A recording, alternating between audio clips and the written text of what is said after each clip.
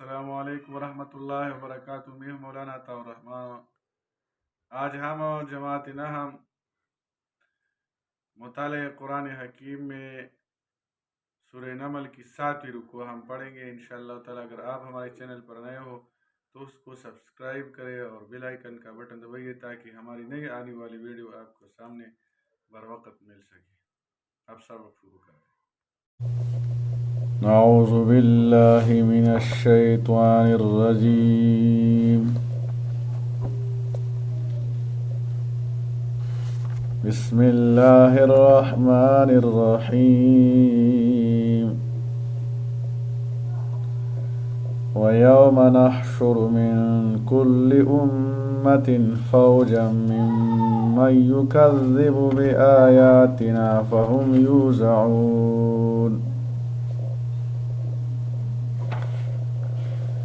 حتى إذا جاءوا قال أكذبتم بآياتي ولم تحيطوا بها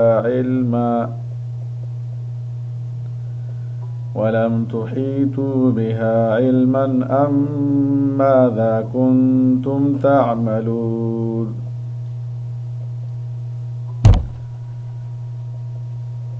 مطالعہ قرآن برائے جماعت نہم۔ آج ہم سورہ نمل کی 7ویں رکوع ہم پڑھیں گے۔ یہاں اس بات یوم آخرت کا ذکر کیا گیا ہے۔ ان آیاتوں میں تمام کے تمام لوگ انسان اللہ تعالیٰ دوبارہ زندہ فرمائیں گے اور ان سے ان کے اعمال کا حساب کیا جائے گا۔ یہاں اس کا وہ ذکر ہے، وَيَوْمَ نَحْشُرُ مِنْ كُلِّ أُمَّةٍ فَوْجًا، اور جس دن ہم جمع کریں گے ہر امت میں سے ایک گروہ، ایک جماعت، ایک گروہ کو ہم جمع کریں گے۔ جس دن قبر سے زندہ کرنے کے بعد ہم ہر امت میں سے، یعنی امم سابقہ میں سے بھی اور اس امت سے بھی ایک ایک گروہ ان لوگوں کا حساب کے لیے جمع کریں گے جنہوں نے دنیا میں اللہ تعالیٰ کی آیات مبارکہ کو جھٹلایا ہوگا، ہر امت سے اور نبی کریم صلی اللہ علیہ وسلم کی امت سے بھی۔ مِمَّن يُكَذِّبُ بِآيَاتِنَا، ان لوگوں کا جو ہماری آیتوں کو جھٹلاتے تھے، فَهُمْ يُوزَعُونَ، تو ان کی جماعت بندی کی جائے گی، ان کی جماعت بندی کی جائے گی، ان کو جمع کیا جائے گا، پھر ان کو موقف کی طرف حساب کے لیے روانہ کیا جائے گا۔ اور چونکہ کثرت سے ہوں گے اس لیے ان کو چلنے میں پچھلی سے ملنے کے واسطے روکا جائے گا، یوزعون، تاکہ آگے پیچھے نہ رہے، سب ساتھ ہو کر موقف حساب کی طرف چلے۔ مراد اس سے کثرت کا بیان ہے، کیونکہ بڑے مجمع میں عادتاً ایسا ہوتا ہے، خواہ روک ٹوک ہو یا نہ ہو۔ یوزعون وضع سے مشتق ہے جس کے معنی روکنے کے ہیں۔ مراد یہ ہے کہ اگلے حصہ کو روکا جائے گا تاکہ پیچھے رہے ہوئے لوگ ساتھ ہو جائے۔ اور بعض حضرات نے وضع کے معنی یہاں دفع کے لیے ہیں، ان کو دھکے دے کر موقف کی طرف لایا جائے گا۔ حَتَّى إِذَا جَاءُوا قَالَ كَذَّبْتُمْ بِآيَاتِي، یہاں تک کہ جب سب حاضر ہو جائیں گے، اذا جاءوا، جب سب حاضر ہو جائیں گے، قال اکذبتم، اللہ فرمائے گا اکذبتم بآیاتی، کیا تم میری آیتوں کو جھٹلاتے تھے، وَلَمْ تُحِيطُوا بِهَا عِلْمًا، حالانکہ تم نے ان کا پورا علم حاصل نہ کیا تھا، ماذا کنتم تعملون، بلا تم کیا کرتے تھے آپ کا کام بڑا سا عجیب تھا.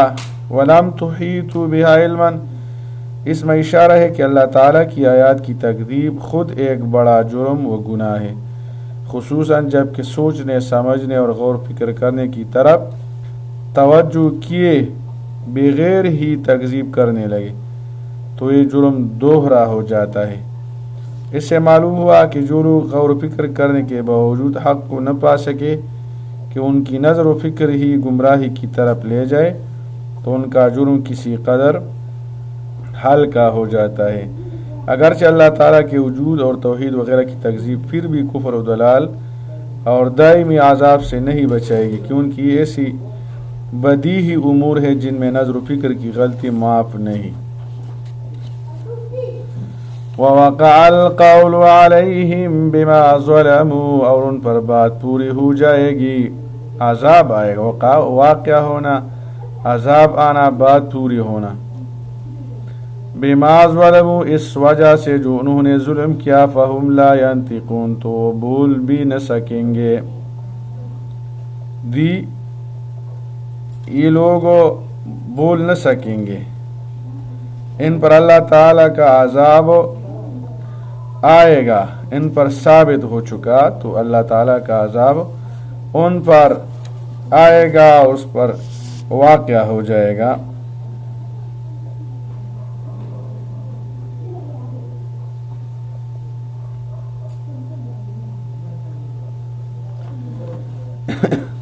أَلَمْ يَرَوْا أَنَّا جَعَلْنَا اللَّيْلَ لِيَسْكُنُوا فِيهِ وَالنَّهَارَ مُبْصِرًا. أَلَمْ يَرَوْا، کیا انہوں نے نہیں دیکھا، أَنَّا جَعَلْنَا اللَّيْلَ، کہ بے شک ہم نے رات بنائی، لِيَسْكُنُوا فِيهِ، تاکہ وہ اس میں آرام حاصل کرے، وَالنَّهَارَ مُبْصِرًا، اور دن کو روشن بنایا.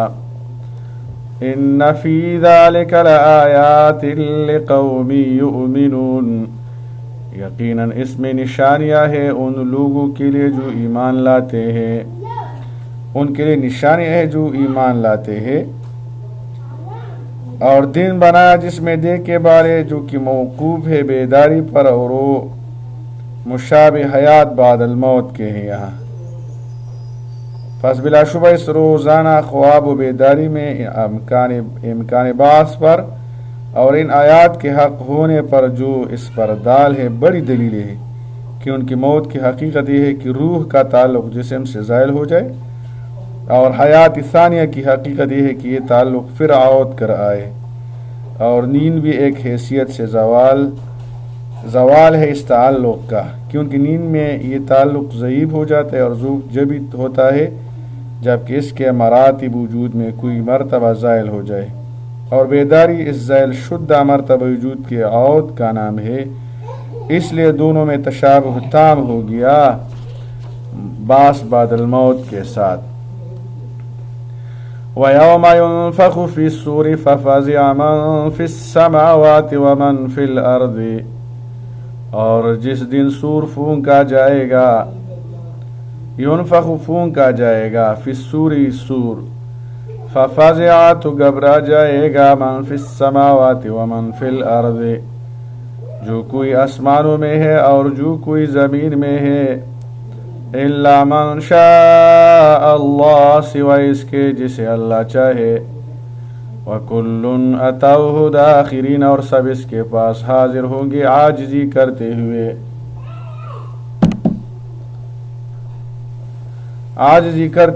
یہ اللہ تعالیٰ کے سامنے حاضر ہو جائیں گے. فزع کے معنی گھبرانے اور پریشان ہونے کے.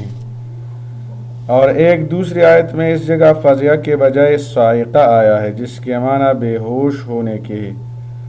اگر یہ دونوں آیتیں پہلے نفخ صور کے متعلق قرار دی جائے تو ان دونوں لفظوں کا حاصل یہ ہوگا کہ صور پھونکنے کے وقت اول تو سب گھبرائیں گے اور پریشان ہوں گے، پھر بے ہوش ہو جائیں گے، بالآخر مر جائیں گے. اور قطارہ وغیرہ ائمہ تفسیر نے اس آیت کو نفخ ثانیہ کے متعلق قرار دیا ہے جس سے سب مردے دوبارہ زندہ ہو جائیں گے، اور مطلب آیت کا یہ ہے کہ سب زندہ ہونے کے وقت گھبرائے ہوئے اٹھیں گے. اور بعض حضرات نے فرمایا کہ صورت مرتبہ سور 3 مرتبہ پھونکا جائے گا. پہلے کی بدری ضلع پکیے والے پہلا نفخہ فزع ہوگا، اس میں گھبراہٹ ہوگی، اس میں پریشانی اور گھبراہٹ اضطراب ہوگا. دوسرا نفخہ صاعقہ ہوگا جس سے سب مر جائیں گے. تیسرا نفخہ حشر و نشر ہوگا جس سے سب مردے زندہ ہو جائیں گے. مگر آیت قرآن اور حدیث سے ثبوت 2 ہی نفخوں کا ملتا ہے. الا من شاء اللہ، یہ استثناء ہے فزع سے، جس کے معنی گھبراہٹ کے ہیں. مطلب یہ ہے کہ کچھ لوگ ایسے بھی ہوں گے جن پر کوئی گھبراہٹ حشر کے وقت میں نہیں ہوگی. حضرت ابو ہریرہ رضی اللہ عنہ کی ایک حدیث میں ہے کہ یہ لوگ شہداء ہوں گے، حشر کی دوبارہ زندگی کے وقت ان پر کوئی گھبراہٹ نہیں ہوگی. سعید ابن جبیر رحمہ اللہ نے بھی یہی فرمایا کہ مراد اس سے شہداء ہے. اور سورہ زمر میں ہے وَنُفِخَ فِي الصُّورِ فَالصَّاعِقَ مَن فِي السَّمَاوَاتِ إِلَّا مَن شَاءَ اللَّهُ. اس میں فزع کے بجائے صاعقہ لفظ آیا ہے جس کے معنی بے ہوش ہونے کی ہے، اور مراد اس جگہ بے ہوش ہونا پھر مر جانا ہے. اور اس میں بھی الا من شاء اللہ کا استثناء ہے، اور اس استثناء سے مراد مرفوع حدیث کے مطابق 6 فرشتے جبریل، میکائیل، اسرافیل، ملک الموت اور حملۃ العرش کی نفخہ صور سے نہ مریں گے. بعد میں حسب تصریح حدیث ان سب کو بھی موت آئے گی، پھر اس کے بعد ان کو موت آئے گی. وَكُلٌّ أَتَوْهُ دَاخِرِينَ، اور سب اس کے پاس حاضر ہوں گے عاجزی کرتے ہوئے. داخرین عاجزی کرتے ہوئے. وَتَرَى الْجِبَالَ تَحْسَبُهَا جَامِدَةً، اور تم پہاڑوں کو دیکھتے ہو، تحسبها تو خیال کرتے ہو، جامدۃ کہ اپنی جگہ جمے ہوئے ہے، ایک جگہ ساکن ہے، جامد. وَهِيَ تَمُرُّ مَرَّ السَّحَابِ، حالانکہ وہ بادل کی طرح اڑتے پھریں گے. صنع اللہ، اس اللہ کی کاریگری ہے. الذی اتقن کل شیء، جس نے ہر چیز کو مضبوط بنایا. انہ خبیر بما تفعلون، بے شک وہ بڑا باخبر ہے اس سے جو تم کرتے ہو. اللہ تعالی بڑا باخبر ہے. وَتَرَى الْجِبَالَ تَحْسَبُهَا جَامِدَةً، مراد یہ ہے کہ پہاڑ اپنی جگہ سے ہٹ کر اس طرح چلیں گے جیسے بادل کے دیکھنے والا اس کو اپنی جگہ جمع ہوا سمجھتا ہے، حالانکہ وہ تیزی سے چل رہے ہیں. تمام بڑے اجسام جن کی ابتدا و انتہا انسان کی نظر کے سامنے نہیں ہوتی، جب وہ کسی ایک سمت کی طرف حرکت کرے تو خواہ حرکت کتنی بھی تیز ہو، دیکھنے والوں کو ایسا دکھائی دیتا ہے کہ وہ اپنی جگہ جمے ہوئے ہیں، جس کا مشاہدہ سب کو گہرے بادل اور دور تک چھائی ہوئی گھٹا سے ہوتا ہے کہ یہ بادل اپنی جگہ جمے ہوئے دکھائی دیتے ہیں حالانکہ وہ چل رہے ہوتے ہیں، مگر ان کی حرکت دیکھنے والوں کو اس وقت محسوس ہوتے جب وہ اتنی دور چلی جائے کہ افق کا کنارہ اس سے کھل جائے.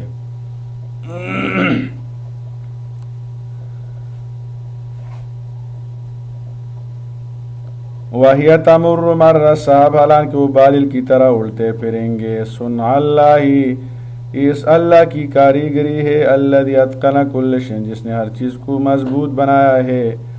انہ خبیر بما تفعلون، بڑا باخبر ہے اس سے جو تم کرتے ہو.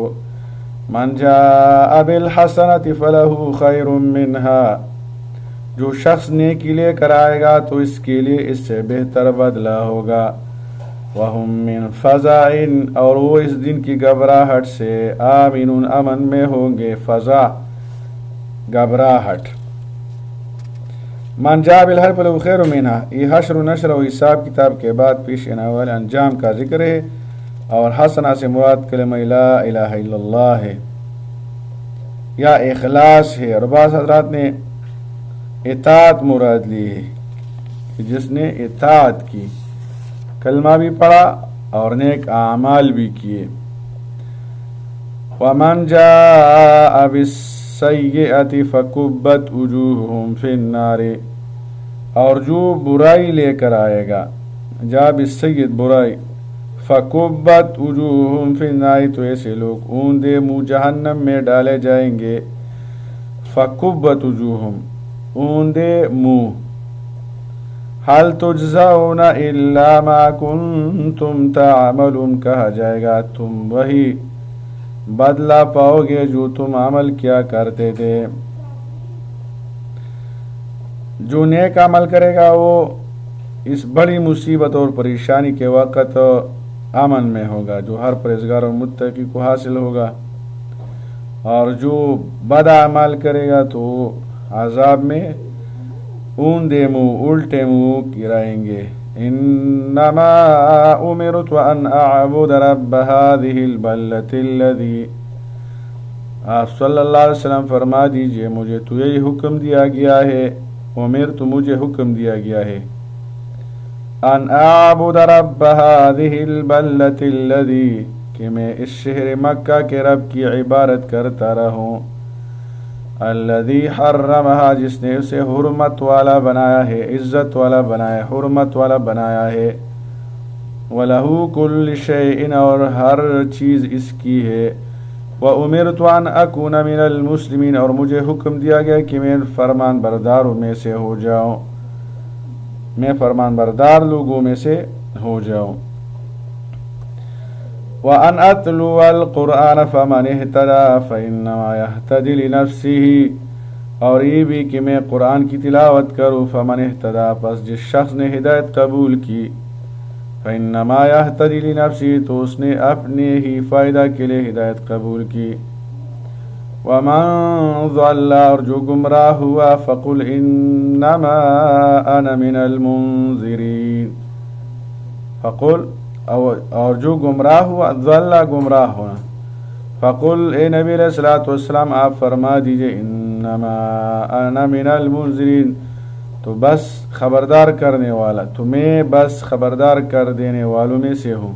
منذرین خبردار کرنے ڈرانے والا ہوں. وقل الحمد للہ وسلام، وقل الحمد للہ، اور آپ صلی اللہ علیہ وسلم فرما دیے تمام تعریف اللہ کے لیے ہے. سیریکم آیاتہ، وہ ان قریب تمہیں اپنی شانیاں دکھائے گا. فتعرفونا، تو تم انہیں پہچان لوگے. وما ربک بغافل عما تعملون، تمہارا رب بے خبر نہیں ان کاموں سے جو تم کرتے ہو. ان اعبد رب هذه البلدة التي، بلدہ سے یہاں مراد مکہ مکرمہ ہے. تمام مفسرین کے نزدیک، جمہور مفسرین کے نزدیک، رب العالمین، رب السماوات والارض، اس کے اللہ تعالیٰ کی صفتی نام ہے.